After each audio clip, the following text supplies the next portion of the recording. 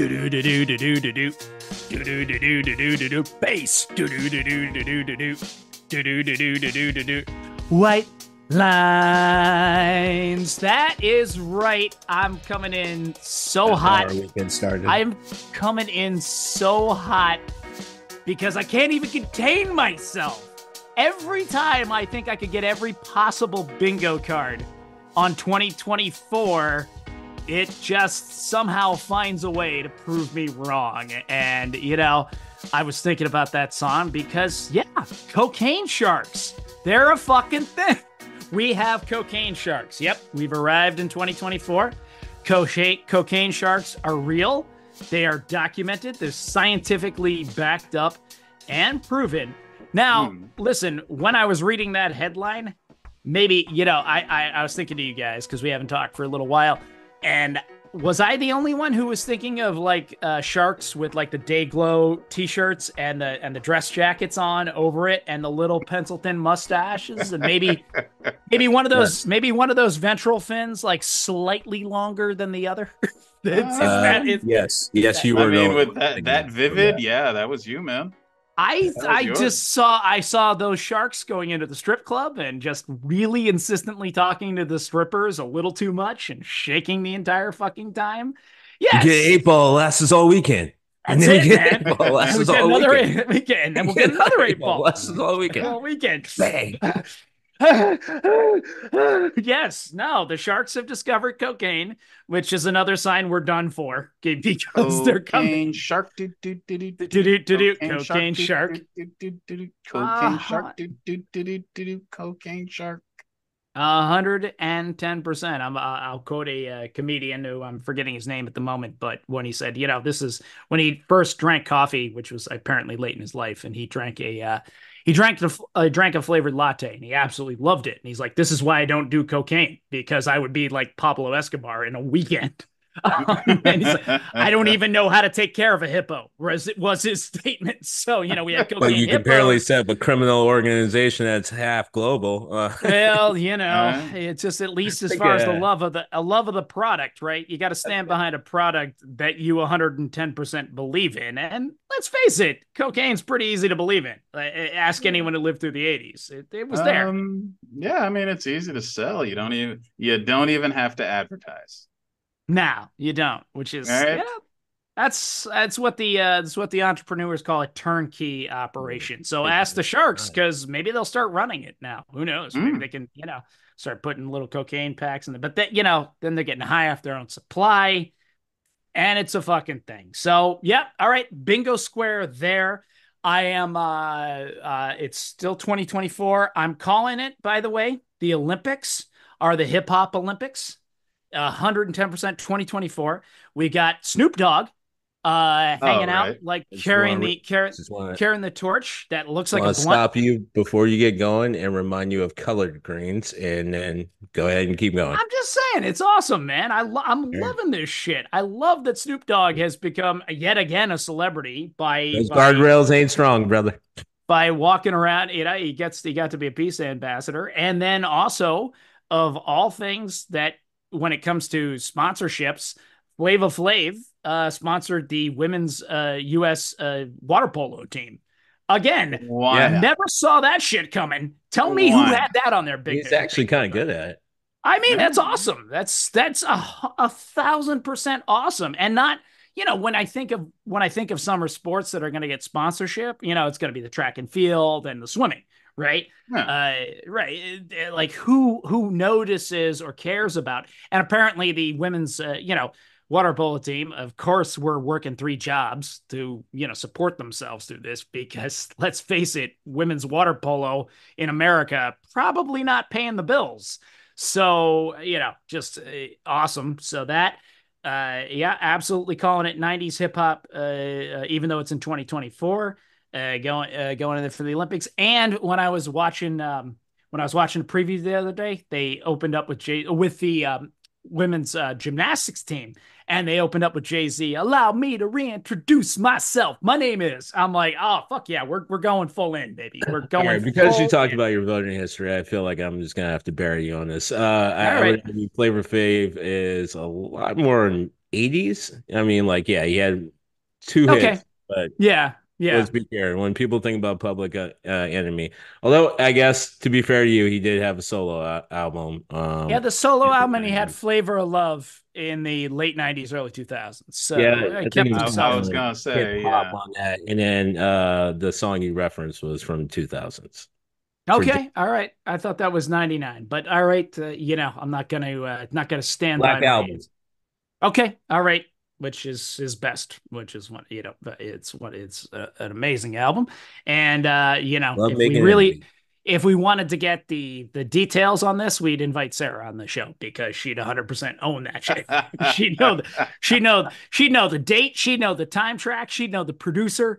We'd all Google is like, free, my friends. yeah, I hear you, but I'd much rather hear it from Sarah. So that's cool. Like she Right. would Just so we can have the facts straight. Yeah, just so that's all we right. can I own don't that trust shit. that Google shit. I need Sarah. No, Yeah. that thing is media Yeah. bias. All All right, kinds of it's motherfuckers Googling shit. Would you know it was Sarah if she got on the call, Josh? I'm Ooh. gonna go about I think That after was my a 50th, callback of a callback. that was a callback of a callback. But Damn, we did have my 50th birthday, which she came to, and everybody's made up. Like the ceasefire's on, we're all good. So it's Uh, actually the only one referencing that is you. Just to be clear. ooh, look at you. Look at you. No, she brings it Just up too. all right, she brings it up. All right, that.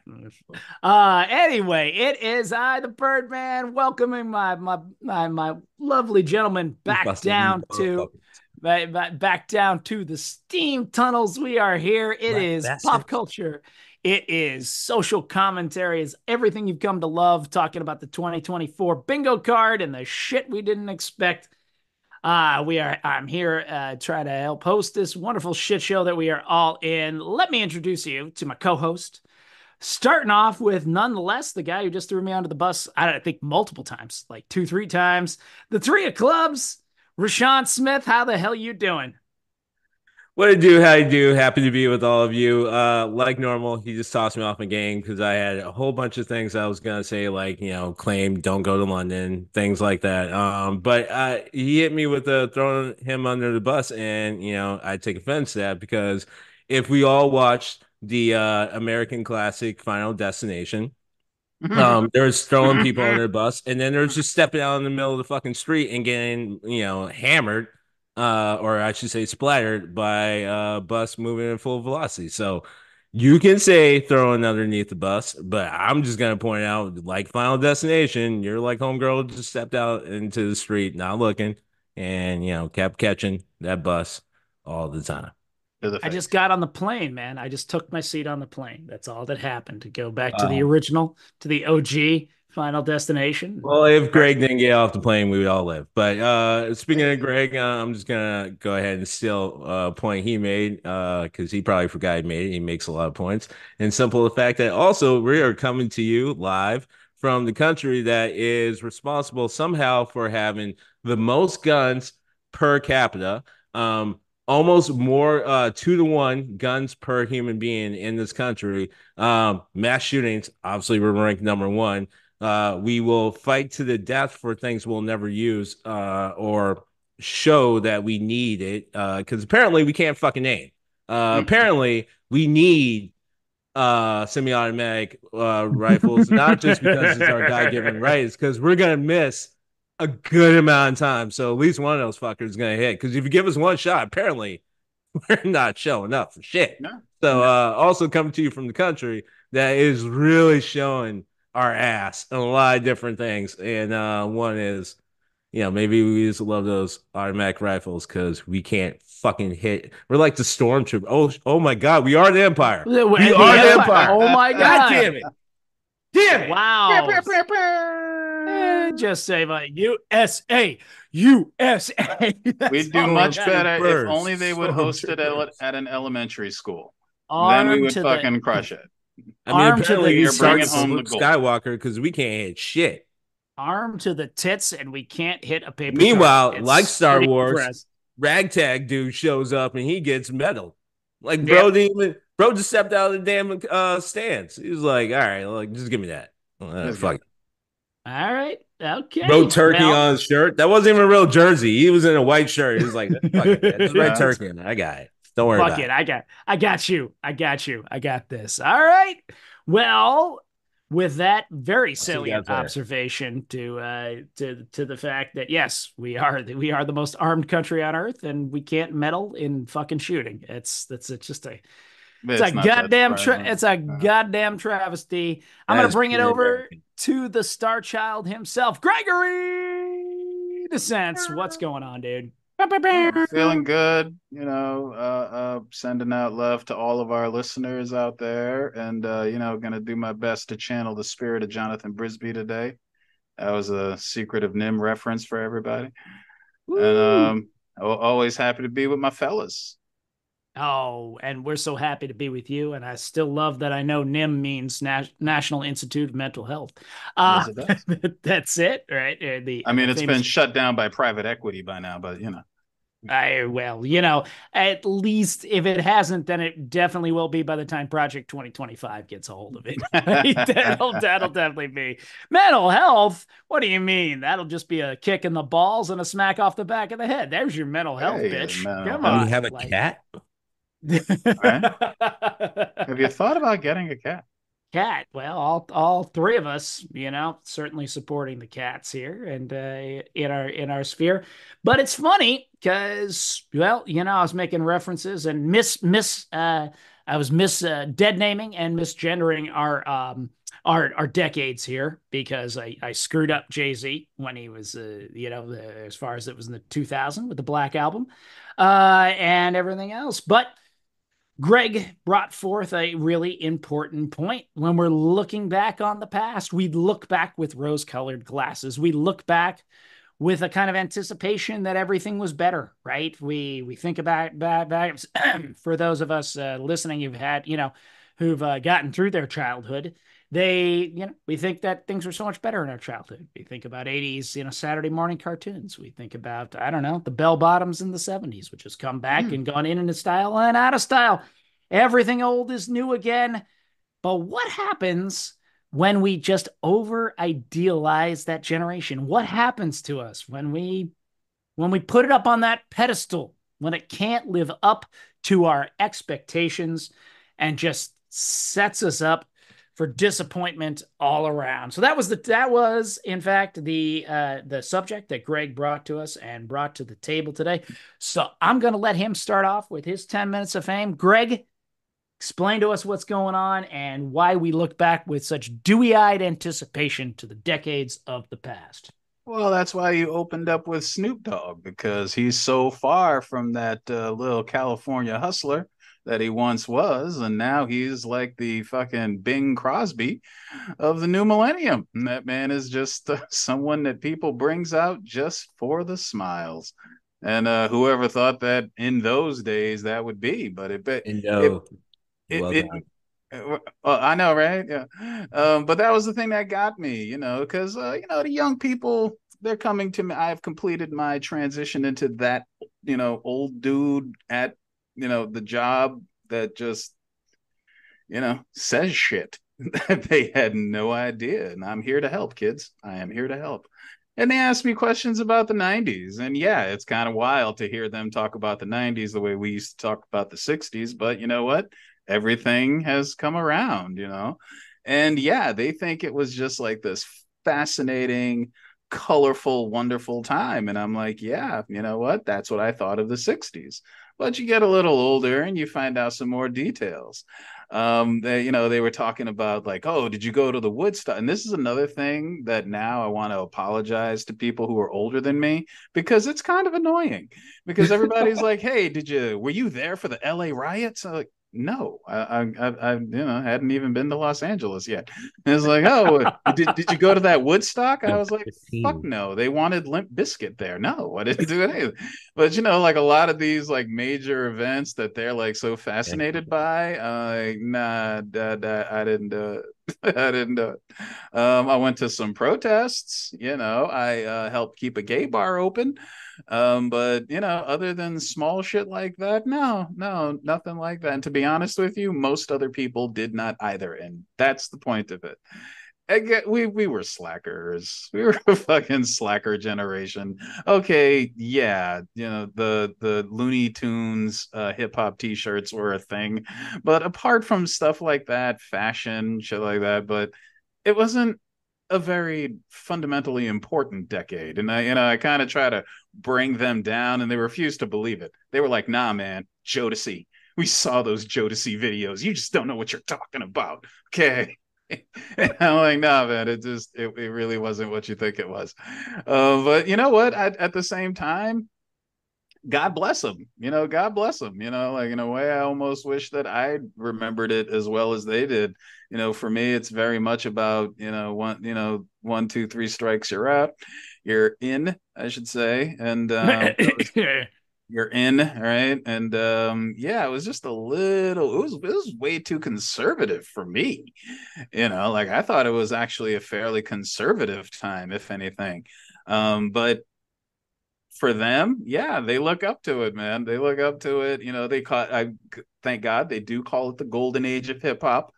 They do understand that it was the birth of anime. Like, yes, exactly. You're damn right, kids. Good for you doing your homework. When was the birthday? What's that? Sorry. But then I thought about, all right, what was the most misunderstood decade? Had to be the 1950s. Don't forget, this is when America was great. This right here, this little part was where America was great. Okay. The United States had single-handedly defeated the Nazis and the Japanese and the Russians without any help, mind you. The United States was a very small portion of the population of the world, but was making most of the world's most popular goods, and so was very wealthy. This was the creation of the teenager, pretty much, as being the teenager being the vast pop culture money pit that it became, and that it, in a lot of ways, still is. I gotta say that started right there with the leather jackets and the poodle skirts. I'm looking at you. So it was very easily, especially if you grew up on Happy Days. I mean, come on. Who doesn't want a biker ex-con Italian Jewish guy who thinks he's Italian living up above their garage? I know I did. I want one. Okay, I want all these cool friends and this fun Japanese guy who runs a diner but never makes anyone pay. Like, it's great.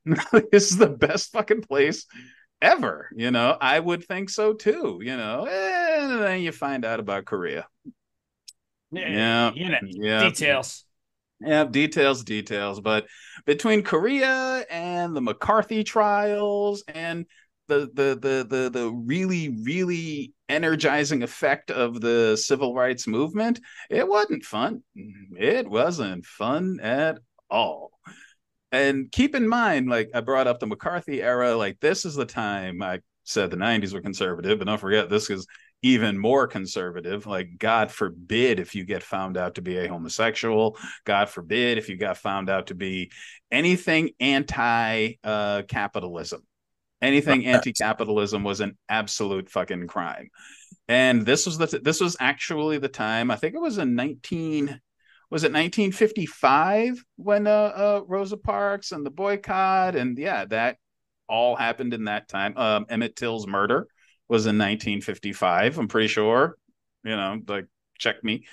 A lot of those things, they actually happened in the 50s. I feel like people, because of how things occurred in the 1960s, because there's another decade that gets idealized, because the hippies fixed everything. They did, we promise. The hippies fixed everything. Like, actually they didn't fix much, and then they all went home. They let the communes go to waste, and they all went home. But it was the 50s were a fascinating decade. This is also when France lost to Vietnam at Dien Bien Phu. Don't forget, like, that was then, and that was going to set us up for the Vietnam War, which was coming later on. This is when Elvis did some of his best stealing and was flying up the charts. Don't forget, like, the man was absolutely killing it money wise, and he was probably the leader of that. And yeah, Marilyn Monroe and oh yeah, Fidel Castro. don't want to forget Fidel, because I think the Cuban Revolution was the end of that decade too, Yes, and sir. then Freedom fighter, the right? decade ended. What's that? That was fighter Fidel. Freedom fighter Fidel, absolutely. And then the decade wrapped up with the day the music died. And Buddy That Holly, was Richie this. Valens, and the Big Bopper died in a plane crash. So between all of that, you're like, oh shit. Oh, they did not bring this up. They didn't bring up any of this stuff in Happy Days, first of all. Like none of this. None of this got Yeah. brought up in Yeah, Happy happy for a half Days. hour.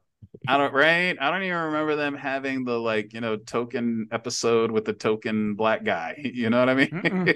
It was Yeah. Milwaukee in the It 50s. was No, that was not Milwaukee in the happening. 50s. Like that And shit wasn't happening. it's you bring that up, like that's the fascinating thing about that industrial age of the 1950s.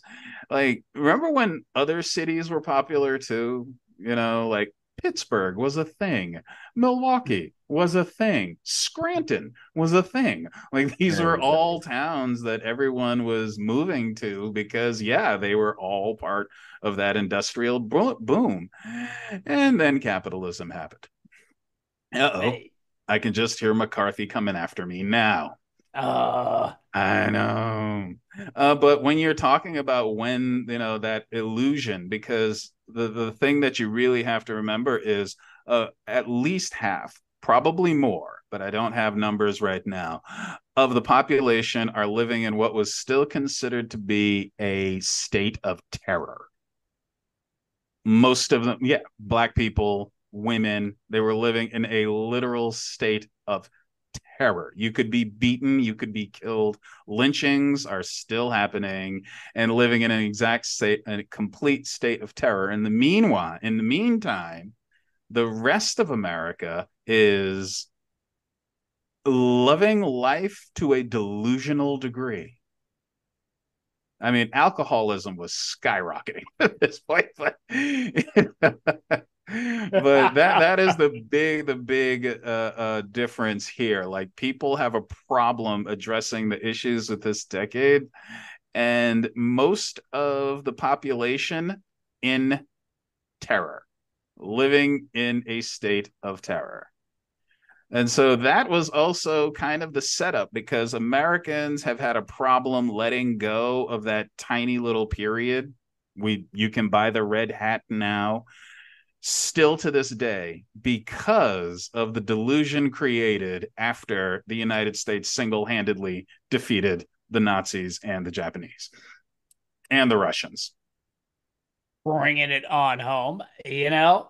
I do just want to give a shout out to Marion Ross, who played Marion on Happy Days for Mm-hmm. the single greatest outtake I have ever seen. It was just an outtake, a blooper reel, if you will.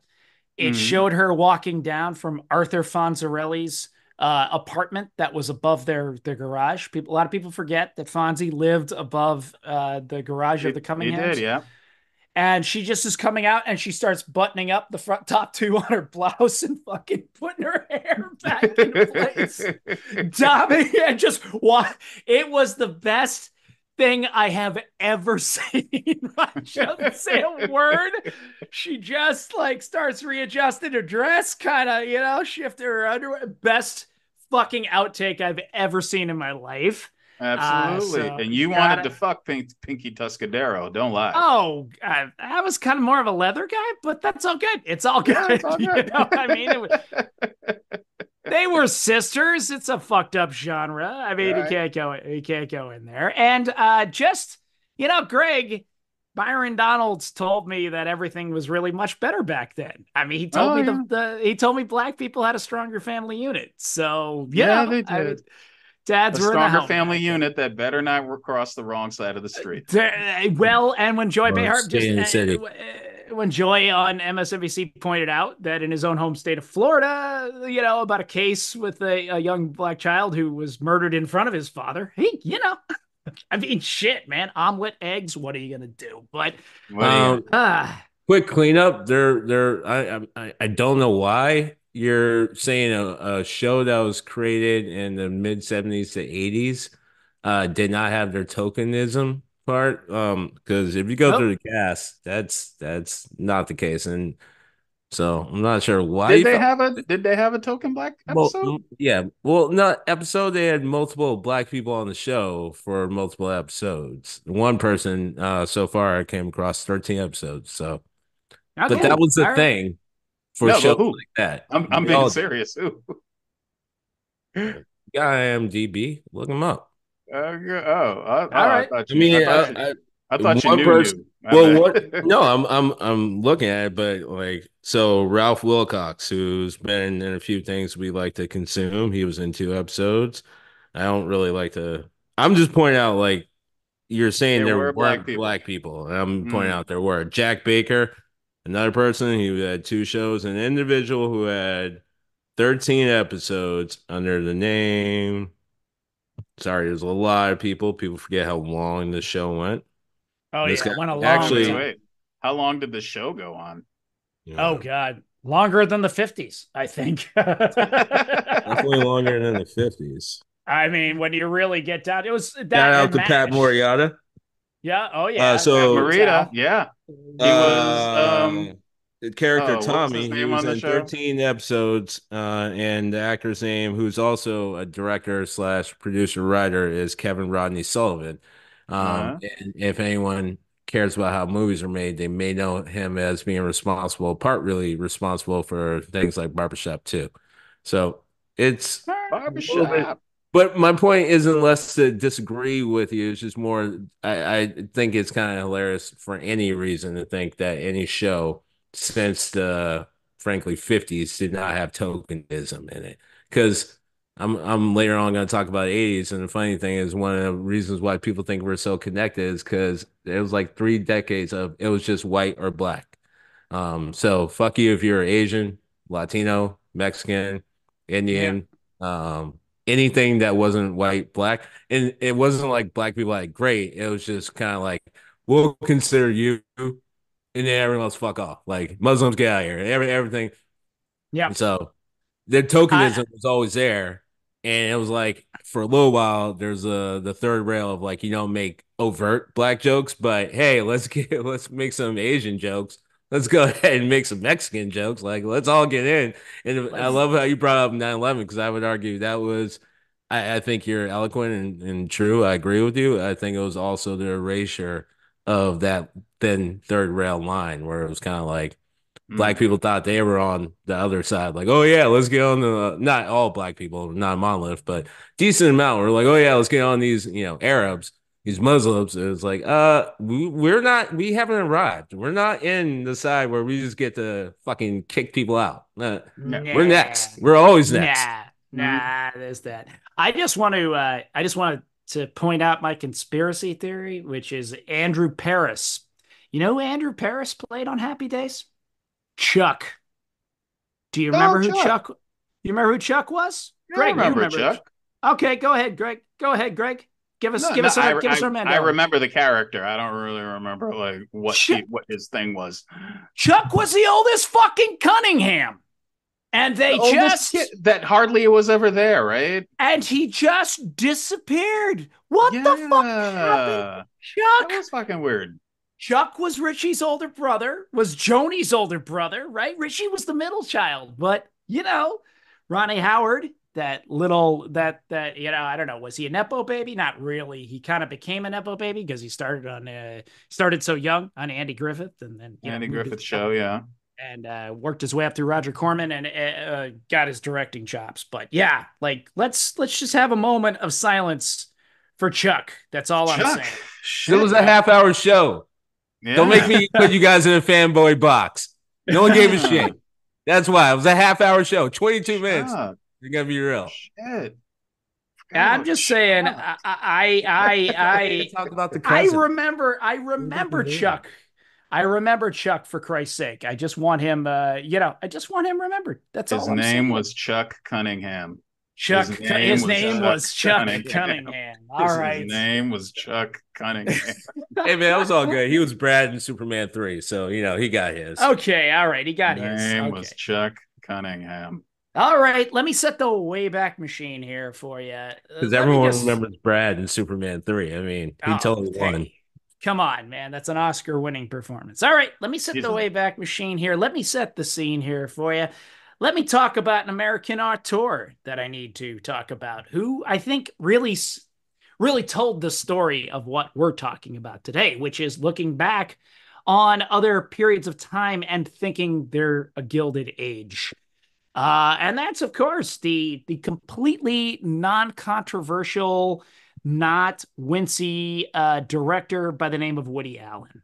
I mean, there's nothing here to sort of like make you scratch your head about this guy. We do understand that. So much so, I have to point out an earlier film that he made before the one I'm going to talk about that sets me up for the decade that I'm going to talk about.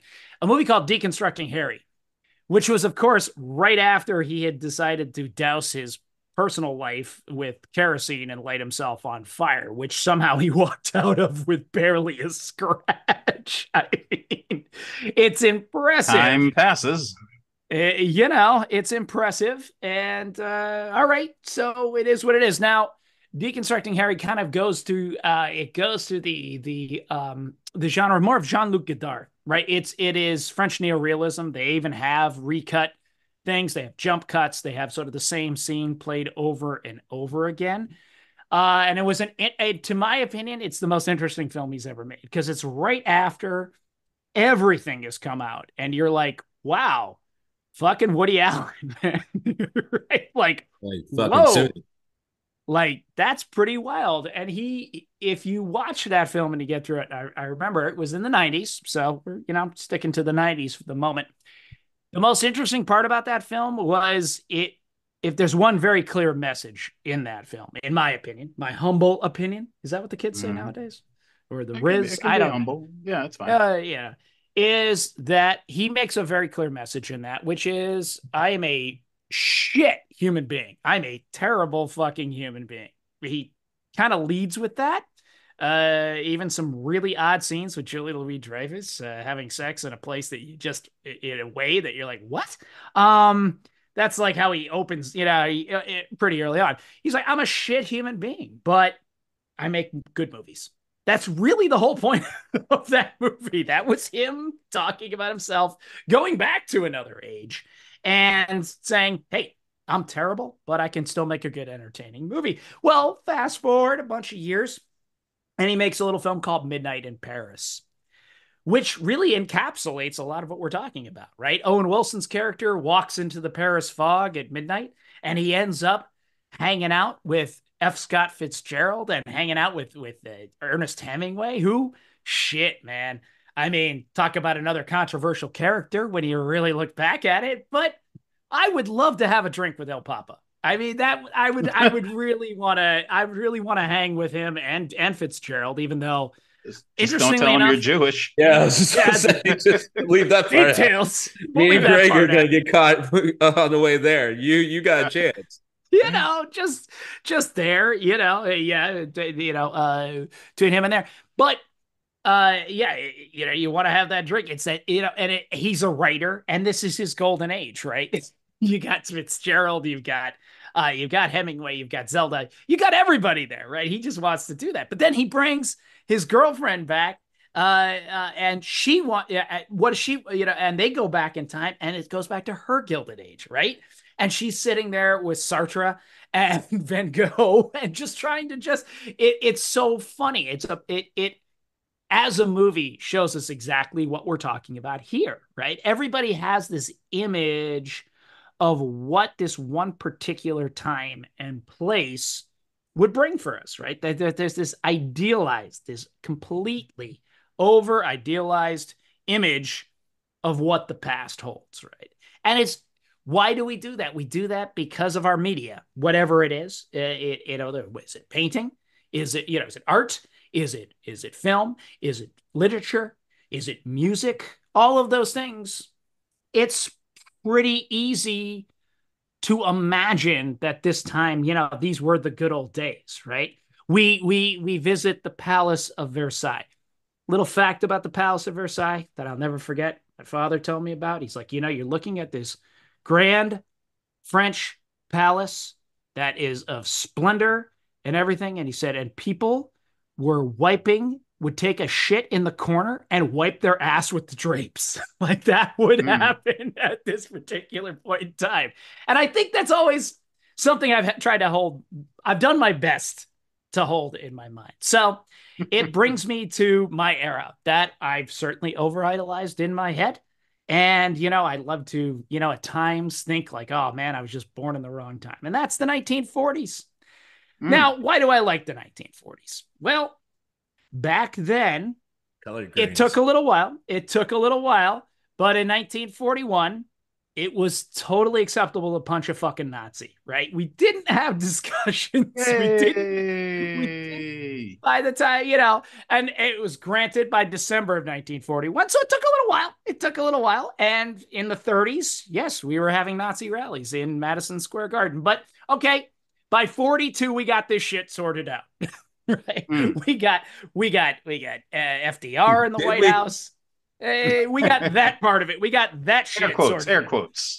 Air quotes. We got that shit sorted out for a small decade of time, right? But yeah, right. You had a clear cut sense that fascism was wrong, and that wasn't a controversial fucking take. By the way, that wasn't, really, I see them as both wings of the same bird. No, fuck you, motherfucker. Right? Are you fascist or are you not? I don't, right? What do you want? Do you want any input into your right and self-determination, or do you want 6 million Jews dead? Right? It was a pretty clear-cut fucking choice. We didn't have to have these debates. We didn't have to, right? Now, I'm granted, this is Captain America. This is the over-idealized. I understand that. You and I, we, all three of us, we wouldn't have been serving in the same barracks for fuck's sake. No, couldn't even play on the same goddamn baseball team. Which that did finally happen in the 50s too. But yeah, finally, Jester and Jackie finally gets the call, right? But right, and and even in that. You still have people volunteering to sign up, right? Even for a country that's treating them like shit. And as a matter of fact, you have airmen who paint their P-51 tails bright red as an absolute sign of defiance, who never lose a goddamn B-17 as they're flying over Italy and Germany and fighting it. So yeah, in my head, I certainly over-idealize it because of the simple contrasts that you had Hitler, you had Mussolini, you had the Japanese at the empire at that time on the rise that had participated in the rape of Nanjing. And yeah, at some point, people were saying, okay, it's like this side of the line or that side of the line. Maybe we don't got everything right over here, but maybe, just maybe, this is a little bit too fucking much. Let's tone it down a little bit. Let's tone it down a little bit, right? Back then it was called Mein Kampf. Right now it's called Project 2025. I'm just saying, right? People took a look at that shit and said, okay, time, okay, right? Okay. Maybe I don't want to sit with my neighbor at the soda shop and sit at the same lunch counter. All right, we'll get back. We'll put a pin in that and get back to the 50s and 60s. But yeah, we don't want to absolutely slaughter everybody en masse and take over Germany and rule it, take over Europe and rule it with a fucking iron fist. So yeah, I do have that. I do have that over idealized. I love the planes of the era. My father raised me on understanding that, I can tell you pretty much how the entire how World War II, particularly in the European theater, but I do a pretty decent job in the Pacific theater. How it all went down and dates and times and where things lay out. I can tell you all the aircraft of the age. I love the aircraft still to this day. I still Henry Ford, who was a Nazi himself, who absolutely pushed the Jewish conspiracy to this day. I still want a Ford Mustang. I want one of those Mach-E's now. Why? Because the P-51 was named the Mustang, and then Lee Iacocca named that car after that age, right? So this all comes out of that same era. All comes around. That all comes out of that same era. 100%. I get it. in my head, I see it. I will say, even to this day, it's the 30s, but moving into the 40s, I watched Indiana Jones. I watched Raise the Lost Ark and all the Indiana Jones with This Gabriel. belongs Like, in a museum. this belongs in a museum. But there's a scene at the very end of the first movie, Raise the Lost Ark. He's walking out. He's got a suit on, and she's got a setup, like it's kind of a pantsuit of the day. It's not quite the pantsuit, but it's that tapered dress with the blazer on top and the hat. Yeah.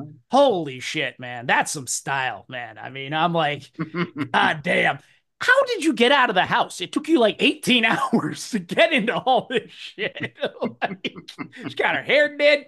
She's got the lipstick on. He's all done up to the nines too. He's just going into a regular meeting with some Washington bureaucrats, right? But I look at that shit. I'm like, all right, I see what you were getting at. I see why you look at me and my dumb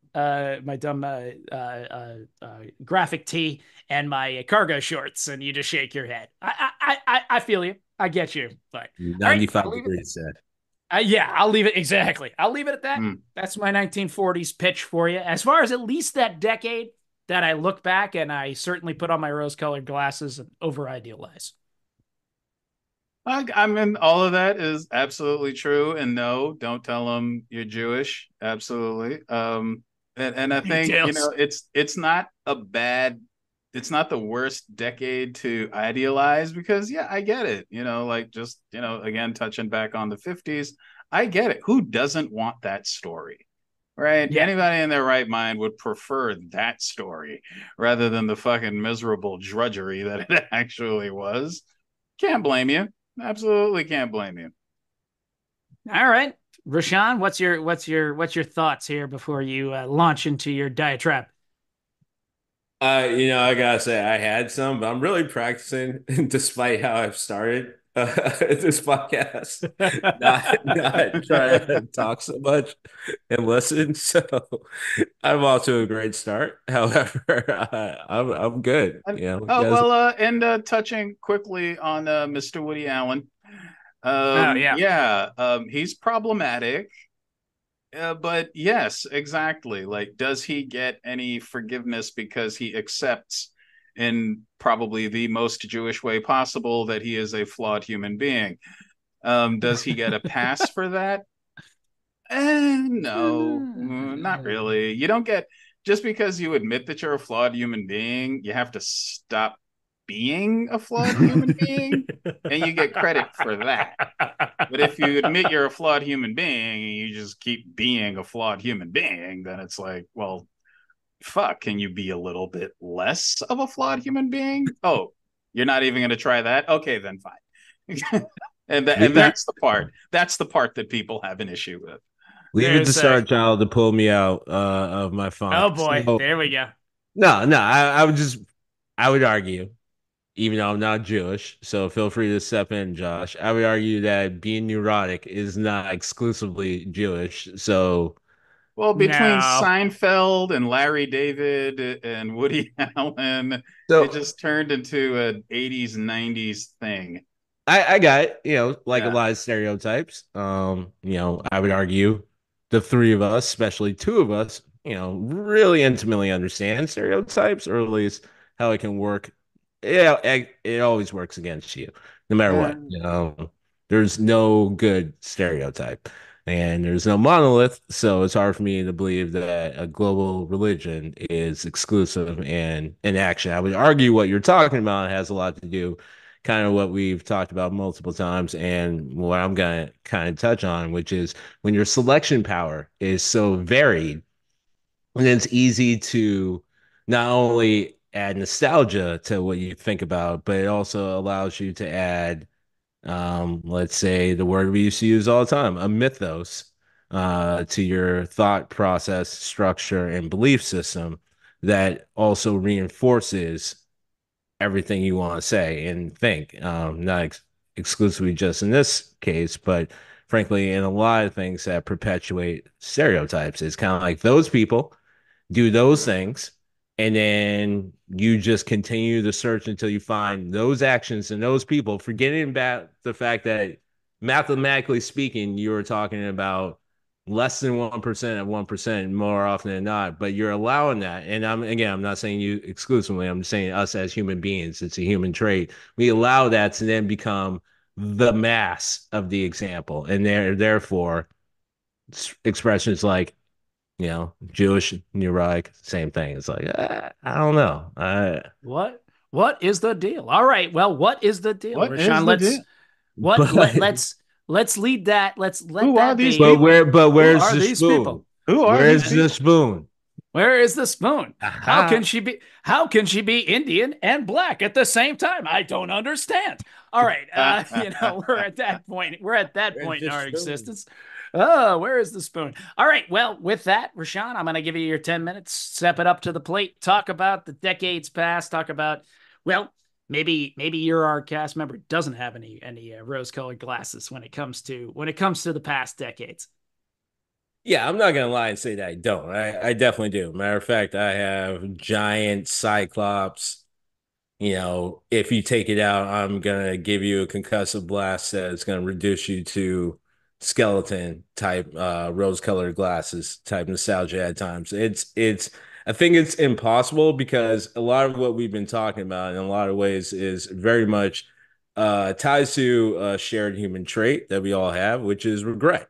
And I would argue, no matter who you are, no matter how sort of welcoming of your fate you may be when it comes to aging and moving on to the ether, the ever after, whatever you want to call it, that part of regret is not having your youth, not having wherever you attach to it. And I would, everyone's had different experiences in their youth. Not all of us had great youths.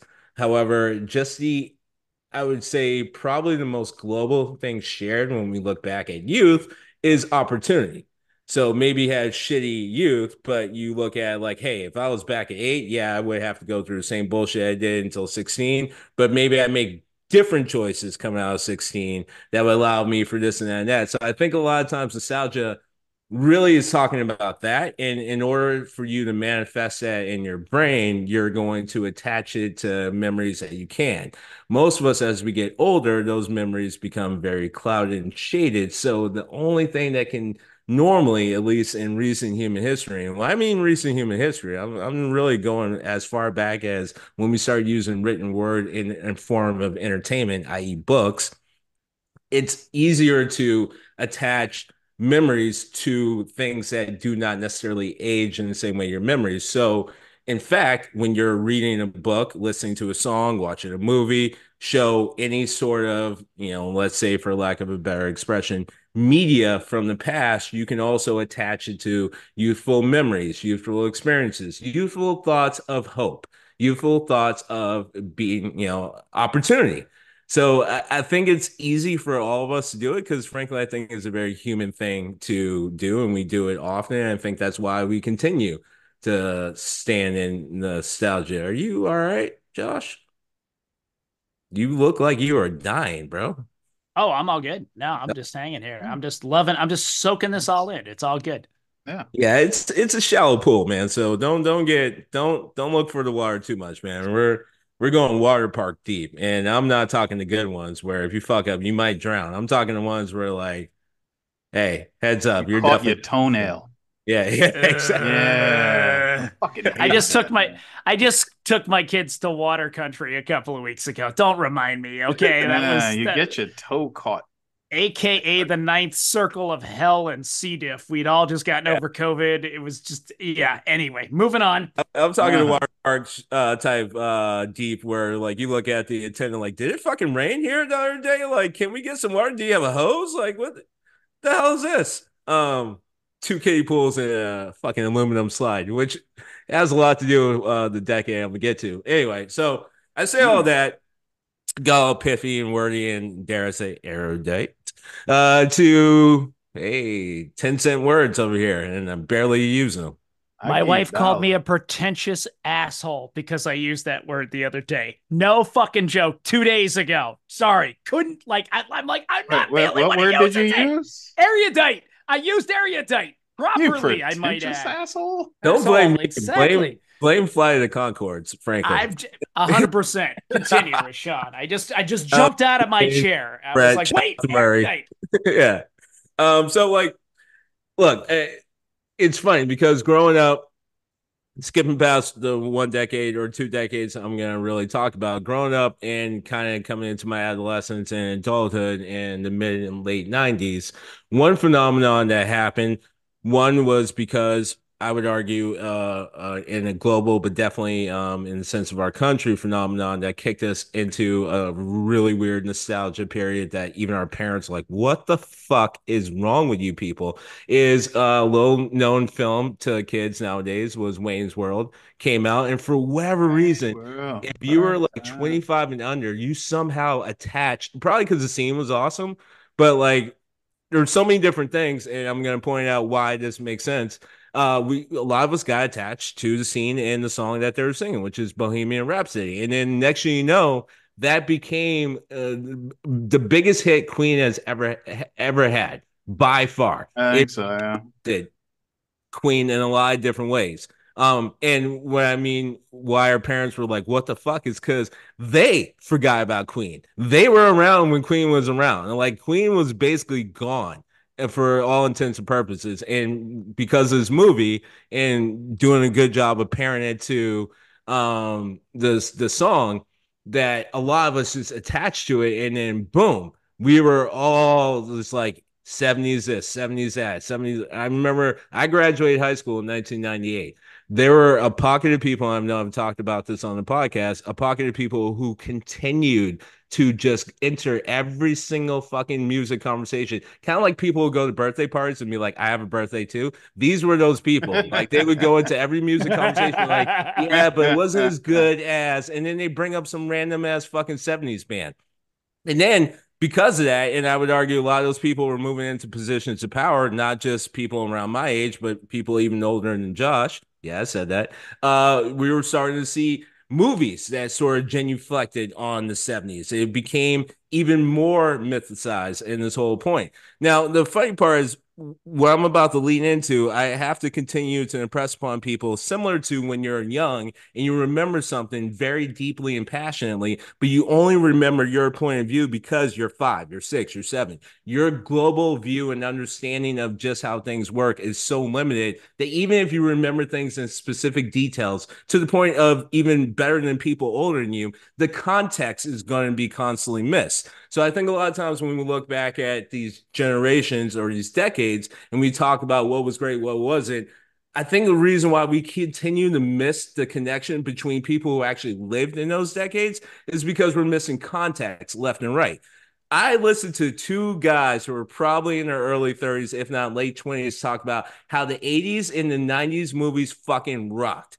And I can understand what they're talking about because some of the movies they were bringing up I got it in the sense of if you just took it from face value without understanding any of the context. They're talking about action movies, how they're just balls to the walls, how all these different things, like you can say anything you want, you can do anything you want. You know, it was when men were men and, you know, women are women and everyone knew their place and things like that. Like 80s movies kind of, in a lot of ways, hyperalized. I just made up a word. That whole fucking thing. They put it in 2 hour content. They were so good. They actually were sneaking in military propaganda in movies that we still hold dear. I will remind people Top Gun was fucking brought on by the Navy. Like it was literally a goddamn recruitment video. It just had a bitchin' soundtrack and guy who can run perfectly on film. Like there's just a lot of things that worked out for him.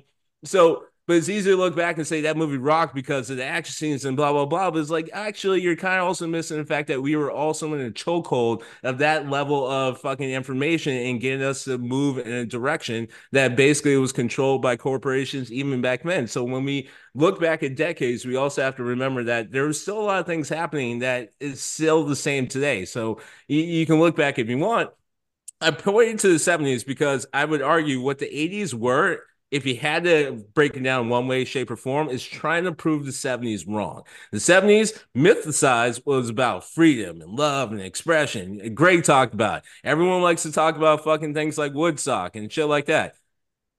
for a lot of weird reasons. I don't know. I don't know why they go 70s. They kind of skip over things like, wars and drafts and unrest and fucking protests that would make our protests look somewhat civil. We're skipping over the fact that like literally the Civil Rights Act just happened. Like there was shit happening in the 80s, early 80s, and we look at the 70s like all that just got skipped. It was all about fucking love. So the 80s, in a lot of ways, even though I grew up in it, so I like to be around older people to check me on this, but the 80s in a lot of ways was basically a giant decade to try to disprove it. For example, I talked about the military movies. Well, what about fucking families, right? Well, this was actually the rise of basically family values if you follow one party. This was definitely the decade where they pushed that forward. Funny enough, this was also a decade where we absolutely destroyed families. We actually went after families. This was also the quote unquote the golden age decade of, like I said, movies and music where you can say what you want, blah, blah, blah. All right, well, here's the problem. It was literally only one group that got to say it, and then a subgroup. It was basically white straight men or a subgroup, maybe if you're lucky, black straight man. But everything else was kind of like get in line, shut up, and we're here to fucking maybe make a rape joke. I don't know. I totally ran out of time. I'm sorry, but I mean, I just do it. I have more notes, but I ran out of time, so you can just cut me at any point. I did want to, because of course you're talking about the 70s, and you made some very valid points about, Civil Rights Act just being passed and everything else. The first year a woman in this country was allowed by law to have her own credit card and checking account was 1974. 50 years ago, the year of my birth. I mean, for fuck's sake, my mother was giving birth to me and she could actually have a credit card. Right? So, yeah man. Like, and it was 4 years into the 70s, right? It wasn't even 1970 on the dot.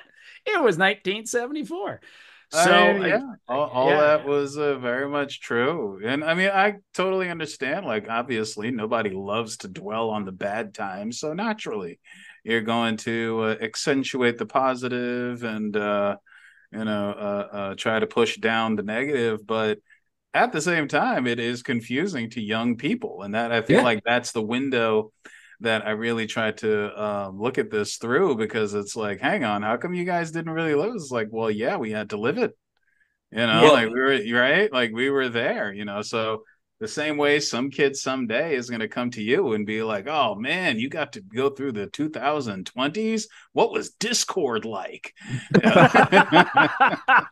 Well, I've touched on this before, and I guess one of the points I left out that I might as well say now is my final point. Maybe I don't know how Josh phrases it anymore. Is the fact that I've said this a lot, but it's part of context that we have to pay attention to, which is another reason why we look back at certain movies from even the 90s, 80s, and beyond or before, is because also selection power. It's the same thing with music. A lot of it, like when we have to talk to future generations about the past decades, I think it's a miss when we act like we had so much selection power that's the same as it is now, or what it's going to be probably tomorrow or a year from now. When you only have like 3 channels, when you only have movie theaters to go to, when you only have certain like 10 FM channels, all these different things, when you only had like 1 or 2 bookstores in a like a 50-mile radius, if that, it was your library. It was basically up to, believe it or not, your government. It was just, they were actually way more liberal when it came to, because it was just a book at that time. We were scared of being, Fahrenheit 451. 451. Yep. So like we were still holding, we talked about before our podcast kicked up guardrails. Well, we still actually, weirdly enough, in the 80s had some of those guardrails up, or at least we believed they were there. So we were both guarding against things like becoming a society like Fahrenheit 451, even though our selection power was limited and controlled and very much funneled. But at the same time, we were doing things that would make the society that led up to Fahrenheit 451 fucking cringe and be like, yeah, that's why we have to do it. That's why we're here. So selection power also has a lot to do with why, if you're a youngin', you're talking to someone 40 and older, we keep bringing up the same fucking movies because we kind of didn't have much of a choice. Looking at you, Moms for Liberty. All right. So tell me, Doctor, where are we going this time? Is it the 50s or 1999? It has been another fine discussion around the panel here at the Steamed Gentleman. If you can take a moment, please go on over to Apple Podcasts, to Spotify, to whoever takes ratings and reviews. Put down 5 stars. Give us a review. You can say clouds are fluffy. You can say sheep. Give us wool, whatever you want to say. I don't care. Clouds are fluffy.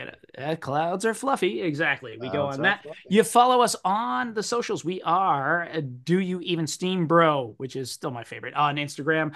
We got the Steam Gentleman podcast on Facebook. Yeah, the old people platform. Yeah, it still exists. I mean, it's still there, right? It's still full of Russian propaganda and Bitcoin. It's all good. So it's still happening. And yeah, so is the Steam. And the Steam G's on what, X now? What is it, on Elon Musk's Twitter. Playboy? Twitter. Yeah. We're still calling it Twitter. Dead naming. I'm gonna he gonna dead name his child. I'm gonna dead name his product. We're That's not how the that's Supreme gonna Court. We're not the Supreme Court, man. We don't believe corporations are human beings. That's 110%. And like like I when said, IHOP tried to go at iBurger or whatever the fuck they did. 110%. He gonna dead name his daughter. I'm gonna dead name his fucking product. Fuck that guy. All right. So as we head on into the weekend and just to the rest of our collective lives, Greg, what you got going on? What's your final thoughts for the day? I'm just gonna go ahead. I'm gonna tell everybody enjoy the shit out of the Olympics. It's going to be. I am capable of jingoistic patriotism, and this is probably the best kind. USA, so go USA, USA. My Canadian wife cringes every time. Rashawn, hit us with your final thoughts of the day and what's going on for you till we meet again. I gotta follow the USA chant now. I just literally talked about the 80s. I gotta follow the USA chant. You know where my mind is at? Like the thousands of movies where that was the plot point. Like, yeah, we'll go in and rescue 2 fucking soldiers from the United States and murder like 1,000 people. No problem. Yeah. I gotta follow that. I don't know, man. I'm just gonna fucking try to make it to this time next week. Let's hope for the best. All right. I think that is a fair thing. I just, when it comes to nostalgia, I just want to point out I continue to try and educate my children as best I can. I give them a classical education, and I showed them Highlander 4K restoration director's cut last week. Yes, thank you. I'm the best dad ever. And my youngest about geography, because that was mine after I saw it. There was that, yes, of course, so with the French guy playing the Scottish guy, and the Scottish guy playing an Egyptian who's playing a Spaniard. I mean, we're going on there. But I just want to say, as I was tucking my youngest Gabriel into bed, he's like, I didn't like that movie. It had decapitations and sex, and I'm just not happy with it. Which, to me as an 80s child, I'm like, okay. literally his friend from across the street, who is our Chuck, he's our late season replacement extra son to boost ratings, our Ralph Macchio, if you will, comes over. First thing, this kid comes bounding down the stairs. You gotta come watch this movie. Runs right downstairs. The next day, and they sit through the entirety of Highlander. So you're welcome, America. I'm raising the next generation right, and there can be only one. So that's how it's going. That's how we taking it. What's up, Rashawn? If I may, just real fast, one thing that I think is missed from the earlier decades is that we did, in fact, even if it was predominantly, I can't talk today, predominantly for straight white men. By extent, other people kind of got a little bit of this, but we did before have a society where you had very good, if not excellent, skilled people who could work on their craft and work on other projects for not backbreaking money, which would allow for a lot of people to come together. And I'm saying that because if that weren't the case, we wouldn't have things like Star Wars.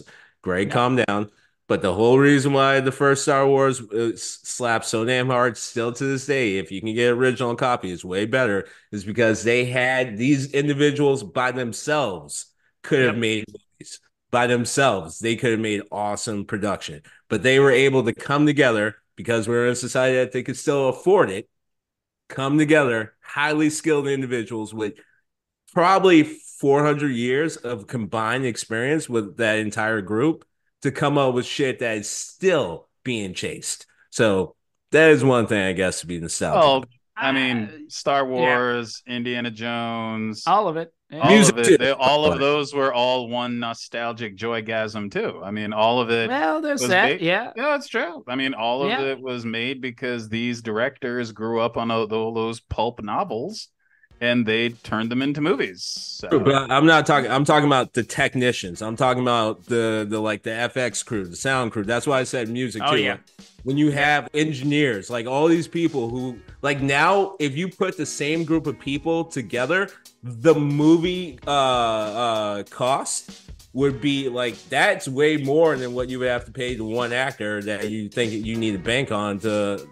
have the movie star. Like, that's what I'm saying. Like, that's something to be missed, is being able to have a group of experts come together like that to make a movie. Well, all I'm saying is, back then, those people, you called them weird, and you know what they looked at you and said? You're fucking A right, we are. That's how that was. They grabbed the weird with both arms and just wrapped it around. So that was it. That's how you got those FX. That's how you got those specialty We're things just going to eat the weird of the day. All right.